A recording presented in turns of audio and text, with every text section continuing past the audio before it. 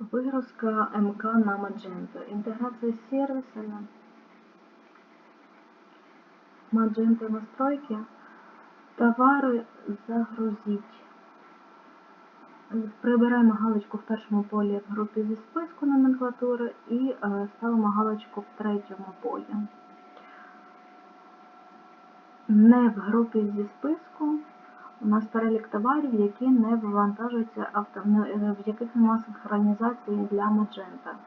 Якщо не потрібно вигрузити МК, тут прибираємо галочку. Якщо вигружаємо сертифікати або стрічки, прибираємо відповідно тут галочки.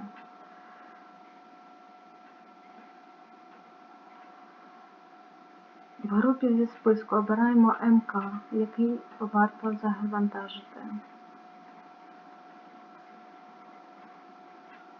Також те саме результат, сформувати.